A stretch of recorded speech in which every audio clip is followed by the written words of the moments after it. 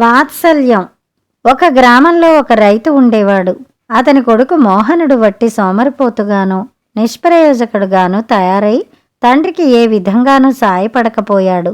తండ్రి ఆ కొడుకును గురించి ఎంతో బాధపడి వాణ్ణి ప్రయోజకుణ్ణి చెయ్యాలన్న పట్టుదల కొద్దీ నయానా భయానా ఎంతో ప్రయత్నించి చూశాడు. కానీ అందువల్ల కొంచెం కూడా ప్రయోజనం లేకపోయింది. మోహనుడు యుక్తవయస్కుడయ్యాడు. వాడికి కుటుంబ భారం మీద పడ్డాక బాధ్యతలు తెలిసి వస్తాయనుకుని తండ్రి వాడికి పెళ్లి చేశాడు. పెళ్లి కాగానే మోహనుడు తండ్రి వద్దకు వచ్చి, నాన్నా, నా ఆస్తి నాకు పంచు, నా దారిని నేను బతుకుతాను, నేనిక ఈ ఇంట ఉండను అన్నాడు. తండ్రి ఆశ్చర్యపడి, నీకిప్పుడు వచ్చిన ఇబ్బంది ఏమిట్రా అబ్బాయి, నిన్ను వేరుపడమని ఎవరన్నారు? చేతనైందేదో సంపాదించుకుని నా ఎదటనే ఉంటే నేను సంతోషిస్తానుగా అన్నాడు.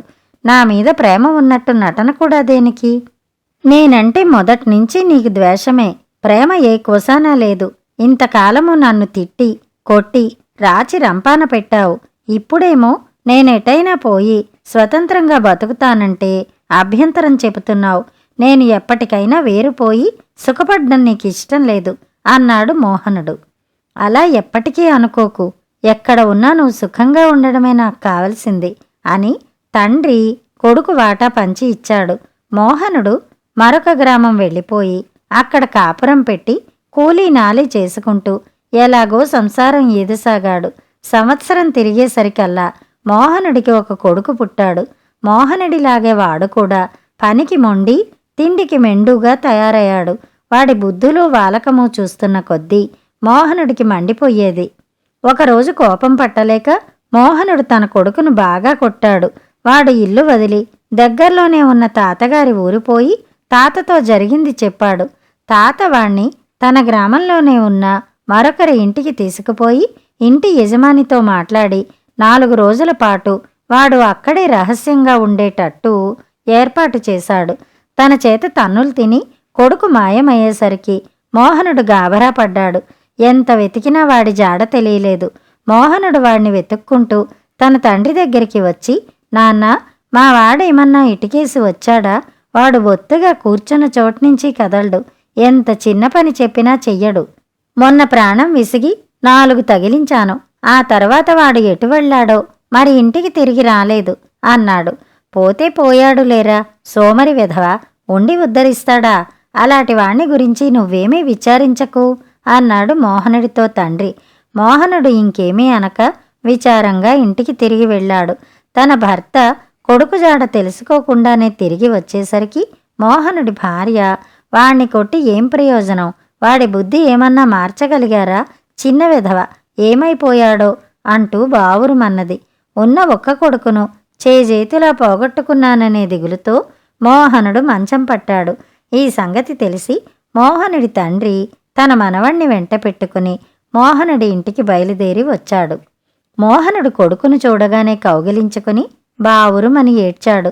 మోహనుడిని తండ్రి ఓదార్చుతూ, పితృవాత్సల్యం అట్లాగే ఉంటుందిరా నాయనా, వాడు అప్రయోజకుడవుతున్నాడన్న బాధ కొద్దీ కొట్టావు గాని వాడి మీద ప్రేమ లేక కొట్టావా?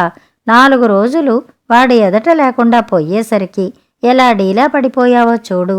నేను అంతే, నువ్వు బాగుపడవేమోనన్న బాధతోనే నిన్ను తిట్టాను, కొట్టాను. నీ మీద ప్రేమ లేక కాదు. ఎంత చెప్పినా వినకుండా నువ్వు వేరుపడిపోయినాడు నేనెంత క్షోభపడ్డానో ఇప్పుడు తెలిసి వచ్చిందా అన్నాడు. ఆ తర్వాత మోహనుడు భార్య బిడ్డలతో తన తండ్రి ఇంటికి తిరిగిపోయి వ్యవసాయంలో తండ్రికి సహాయపడుతూ సుఖంగా జీవించాడు. కథ సమాప్తం. రాజుగారి వైరాగ్యం. ఒక రాజుగారి ఆస్థానంలో ఒక పండితుడు రోజు పురాణం చదువుతుండేవాడు. పురాణం వినగా వినగా రాజుగారికి ఐహిక బంధాల నుండి విముక్తి పొంది మనశ్శాంతి చేకూర్చుకోవాలన్న కోరిక కలిగింది. తనకు కావలసిన బంధ విముక్తి కలిగించగలవాడు ఆ పండితుడే అనుకుని రాజుగారు ఒకనాడు ఆయనతో, పండితోత్తమ, ప్రాపంచిక విషయాల నుండి విముక్తి పొందే మార్గం ఏమిటో నాకు చెప్పు అన్నాడు. దానికి ఆ పండితుడు, మహాప్రభు, నేను పొట్టతిప్పల కోసం పురాణం చదివి అందులో ఉండే విషయాలు చెప్పుకునేవాణ్ణే గాని ఆధ్యాత్మిక విషయాలు బోధించగల తత్వవేత్తను కాను. ప్రాపంచిక బంధాలు నాకే వదల్లేదు. తమకు వదిలే మార్గం నేనెలా చెప్పగలను అన్నాడు వినయంగా. ఆ మాటకు రాజు మండిపడి కళ్ళెర్ర చేసి, ఇదిగో బ్రాహ్మడా, నేను తరించటం ఇష్టం లేక దొంగ వేషాలు వేస్తున్నావు. నువ్వు రేపు గాని నాకు ఐహిక బంధ విముక్తి మార్గం చెప్పకపోయావో నిన్ను ఉద్యోగంలో నుంచి తీసేయటమే కాక నీ తల కూడా తీయించేస్తాను, ఆలోచించుకో అన్నాడు. పురాణ పండితుడికి గుండెలో రాయి పడింది. గుడ్ల నీళ్లు కుక్కుకుంటూ ఆయన ఇంటికి వెళ్ళాడు. ఈ పండితుడికి మంచి తెలివితేటలు గల కూతురొకతి ఉంది. ఆమె తన తండ్రి దైన్యం గమనించి దానికి కారణం అడిగింది. తండ్రి ఆమెకు ఆస్థానంలో జరిగినదంతా సవిస్తరంగా చెప్పాడు. అంతా విని ఆమె, ఈ మాత్రానికే దిగులు పడతావెందుకు నాన్నా? రేపు పురాణం చదవటానికి రాజుగారింటికి వెళ్ళేటప్పుడు నన్ను కూడా వెంట తీసుకుపో. రాజుగారికి తగిన సమాధానం నేను చెబుతాను అన్నది. మర్నాడు రాజసభకు పండితుడి వెంట కూతురు కూడా బయలుదేరింది. ఆమె తనతో పాటు మూరెడు తాడు కూడా పట్టుకుపోయింది. రాజు సభ తీరి కూర్చున్నాడు. పండితుడు పురాణం ప్రారంభించాడు. ఆయన కూతురు ఒక స్తంభం దగ్గర చేరి తన కాళ్లను స్తంభం చుట్టూ వేసి తాను తెచ్చిన తాడుతో వాటిని బంధించి గట్టిగా అరుస్తూ ఏడవసాగింది. పురాణం భంగమైంది. ఏమిటేమిటని సభికులు ఆ పిల్లనడిగారు. నన్ను వదిలించండి, నన్ను వదిలించండి అని ఆమె అరిచింది. ఆమె కాళ్ళకు కట్టిన తాడు చూసి ఎవరో విప్పారు.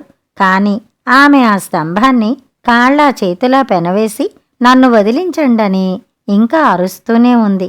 రాజు అది చూసి కోపంతో తన ఆసనం నుంచి దిగివచ్చి, ఓసి బుద్ధిహీనురాలా, నువ్వే స్తంభాన్ని గట్టిగా కరుచుకుని ఎవరినో వదిలించమంటావేమిటి? నీకు మతి ఏమైనా పోయిందా ఏ అన్నాడు.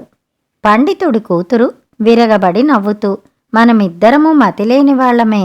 నువ్వు నీ రాజ్యాన్ని, అధికారాన్ని, సంపదను అంటిపెట్టుకుని మా నాన్నను విడిపించమని అడగడం లేదా? నీకు నిజంగా ప్రపంచంతో సంబంధం వదులుకోవాలని ఉంటే అడ్డేవారెవరన్నా ఉన్నారా అని అడిగింది. రాజు సిగ్గుతో తల వంచుకుని పండితుడికి ఆయన కూతురికి కూడా క్షమాపణ చెప్పుకున్నాడు. కథ సమాప్తం. కథలు కంచికి, మనం ఇంటికి.